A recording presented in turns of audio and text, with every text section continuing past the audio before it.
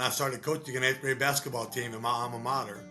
I fell in love with it. I did that for 9 years, and then the natural progression was into activities director. First at Winfield, a smaller school, and then in the last 14 years at Francis Howell Central. And I always joked saying the AD stood for all duties. My friends and my colleagues that are still doing it, that job is so big, and you never realize it until you live that world. I mean, everything's time sensitive.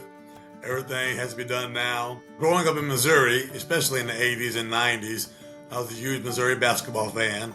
So Coach Stewart up there, I remember when he got sick. And then I remember, he recovered and was a survivor and came out and started the Coaches versus Cancer program. I lost my father to cancer. My mother was a survivor until she passed, from something else. And my wife is a survivor. So it really hit home for me. So on the personal side of it, I wanted to get involved that way. But also, in my role as a teacher and as a coach, and then activities director, I think we're all the same. We want to teach our kids as many life skills as we can. And being a part of something bigger than themselves, caring about others, raising money, raising awareness for others, I think that's an important part of high school activities. So a painted game really was real convenient. It grew into one of our biggest nights of the year at our school. Lauren and Greg at the time and Linda, whatever questions I had, they were able to help support me. But more importantly, they sent me a packet, which basically was a map, was an outline. All I had to do was to follow that. It talks about different ways to generate excitement about the painted games, different ways to raise funds. And a big part that sometimes gets overlooked is the awareness piece. We love celebrating, we love wearing the pink shirts, we love having fun and making it a big deal. We wear the pink sweatbands and tennis shoes, and those are all fun for our kids. But also in raising the money that night, raising $4,000, $5,000, $6,000 on this one night's great. We really want to take it a step further and provide some awareness and education, about early detection and proper nutrition.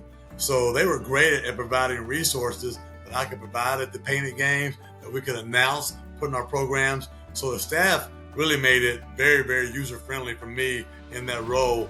Over the years, as the paint game continued to grow, I was able to delegate more items to our student council, to our cheer team, to our dance team. They helped me make it as big as it was. We wanted to raise more money than anybody in St. Louis. That was our goal every year. So it became a competition, to your point, that our kids loved being a part of that. We did painting games 13 to 14 years. In those 13 years, we were right at $56,000.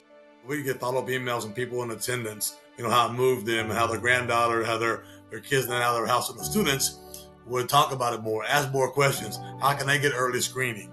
How can they improve their diets to lower their risk of getting cancer?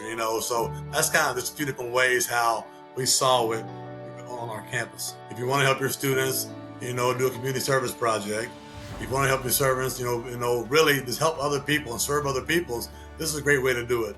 And really, what the American Cancer Society, and specifically Coaches versus Cancer, does for painted games, they're not asking ADs to do more work.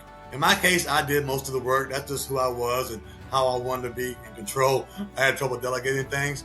But for other ADs, forward this on to your student council, to your FBLA, to your coaches. Have painting games in softball and baseball, football, not only just basketball like we did. This can be so many different avenues. As an AD, you're in charge of all of that, the teams and the sports and the clubs. That's a powerful impact that you have. And just putting us in touch with your coaches, directors, and sponsors, letting us do the work, help support your school, that'd be my best advice to current ADs.